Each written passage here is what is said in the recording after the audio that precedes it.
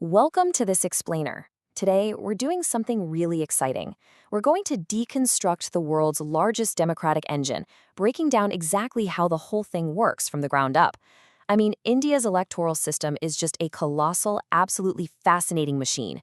So let's pop the hood, shall we? We're going to see exactly how millions of voices are translated into real democratic action. Here's our blueprint for today. We'll start with the foundation, then move into the electoral systems, check out the operators and tech, discuss parties and alliances, and finally wrap up with safeguarding the vote. All right, let's jump right into part one, the foundation. At the absolute center of any democracy is accountability, right? Leaders absolutely must regularly face the people to seek a fresh mandate. And to make this happen, the system actually uses two distinct tracks. First, you have direct elections. Think of the Lok Sabha or the state Vidhan Sabhas. This is where citizens vote directly to choose their leaders. It's pretty straightforward. But then, for offices like the president, the vice president, or members of the Rajya Sabha, India uses indirect elections. In this setup, we vote for our representatives, and then those elected folks are the ones who vote to choose the leaders. It's basically a structured delegation of power. And hey, fun fact, the study of all this voting actually has a pretty unique name. It's called psephology, which is literally the scientific study of elections. I absolutely love this historical nugget. The term comes from the ancient Greek word psippos, which means a pebble. Yeah, a pebble. Thousands of years ago in ancient Greece, citizens literally used pebbles to cast their votes. We've traded those pebbles for voting machines these days, but honestly, the core concept remains the exact same. Moving right along to part two, decoding the electoral system. So, depending on the specific election, India actually uses different mathematical rules to figure out the winner. Let's contrast a few of these systems. Under a majority system, a candidate absolutely must receive more than 50% of the votes to win. That often means a second round of voting if nobody hits that magic number right way. Then you have proportional representation, where you vote for a party and seats are handed out in exact proportion to the total votes that party gets. But the system the framers of the Indian Constitution actually chose for the Lok Sabha and Vidhan Sabha, that's called first past the post. In this one, you just vote for one candidate, there is no second round, and you simply need the most votes to win. That's it. To put that into perspective, imagine Party A secures 40% of the vote. Now, under our majority system, this wouldn't be enough to win outright, right? Because it's less than 50%. But under first past the post, because 40% is simply higher than, say, Party B's 35% or Party C's 25%, Party A wins the seat and forms the government. You don't need a majority of all votes. You just need more votes than anyone else on the ballot. It's really that simple. However, certain elections in India do require a much more complex approach. Take, for instance, elections to the Vidhan Parishad, the upper house in states with a bicameral legislature. They use something called the single transferable vote system. Here's how this logical sequence works. First, voters rank candidates by preference. Second, all the first preference votes are counted up. If a candidate meets a specific mathematical quota, boom, they win. Third, if seats are still open, the candidate with the lowest number of votes is eliminated, and their votes are transferred to whoever those voters marked as their second preference. Fourth and finally, this process just repeats until all the seats are filled. It's kind of like a giant puzzle that ensures every single vote is maximized. Okay, let's dive into part three, inside India's election machinery. Running elections for hundreds of millions of people doesn't just happen by accident. No way. It requires incredibly strict constitutional laws. The whole foundation of this machinery is built on some critical acts. The Representation of the People Act of 1950 handles all the logistics, allocating seats, delimiting constituencies, and prepping the electoral rolls to make sure every citizen over 18 can vote. Then, the 1951 Act steps in to govern the actual conduct of the elections. It regulates candidate nominations, campaigns, voting procedures, and it harshly penalizes electoral offenses and corrupt practices. And for the highest offices in the land, we have the Presidential and Vice Presidential Act of 1952.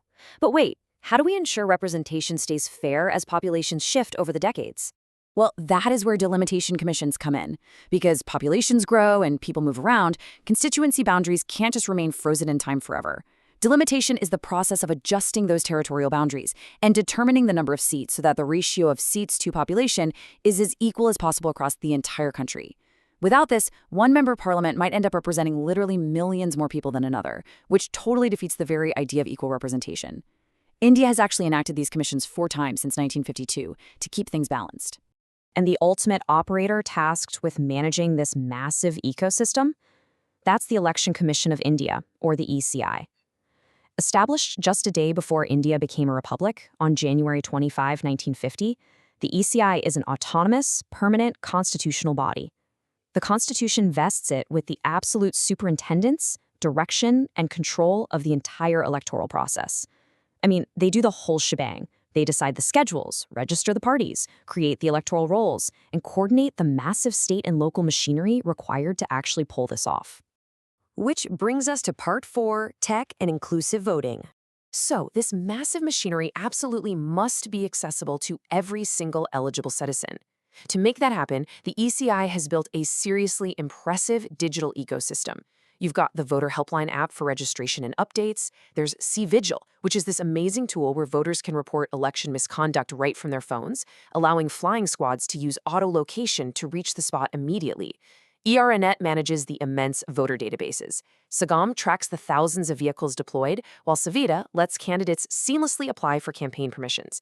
Then there's Saksham, providing customized services for persons with disabilities, and the ETPBS, which allows service voters like armed forces personnel to cast their ballots electronically from afar. And speaking of inclusion, there's a really important number to talk about here, 85. This represents a massive stride forward during the 2024 general elections. For the very first time across India, voting from home was extended to senior citizens above 85 years of age, as well as persons with disabilities with a 40% benchmark disability.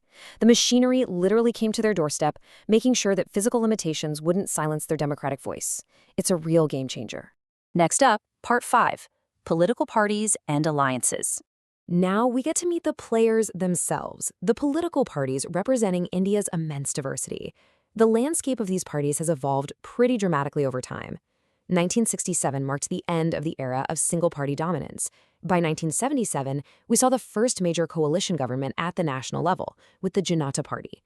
And since the late 1990s, Indian politics has really been defined by the era of strategic alliances, with major coalitions like the NDA and the UPA grouping together multiple parties to form stable governments.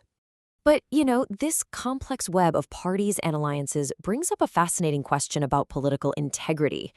What actually happens when a politician, someone who was elected by the people under a specific party banner, decides to just jump ship and change teams after the election? Well, this act is known as defection, and it's viewed through two very different lenses. On one hand, many see defections strictly as political opportunism, basically a betrayal of party discipline and a major threat to the stability of an elected government. On the other hand, some view it as a leader upholding their conscience. They argue that a representative must be free to respond to changing public expectations, even if it means leaving their party entirely.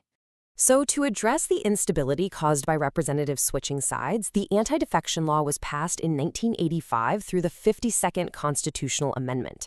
This law acts as a strict maintenance tool.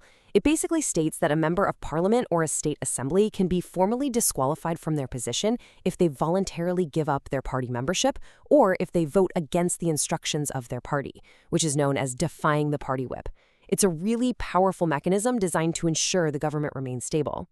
And finally, Part 6, Safeguarding Free Elections. We absolutely have to look at the constant vigilance required to keep this democratic engine running. The electoral machinery is constantly battling threats that seek to undermine fairness. Those laws we discussed earlier, they explicitly prohibit corrupt practices, like offering inducements, gifts, or promises for votes. It is strictly illegal to appeal for votes based on religion, caste, or community. Candidates are totally forbidden from using government personnel, like police or magistrates, to assist their campaigns. And today, the system faces massive modern hurdles too, like fighting rampant misinformation, fake news, and voter intimidation. To combat fraud and build immense public trust, the voting mechanism itself has been seriously fortified. India uses electronic voting machines, or EVMs, ensuring votes are recorded quickly and counted accurately. But crucially, these are paired with VVPates, voter-verifiable paper audit trails. When a citizen casts their vote on the machine, they can physically look through a window and see a printed paper slip confirming their choice right before it drops into a sealed box. It brilliantly marries digital efficiency with a fully transparent physical audit trail. Which leaves us with this final thought to ponder. The laws, the commissions, and the technology are all incredibly vital operators in the machinery of democracy. But at the end of the day, they are just tools.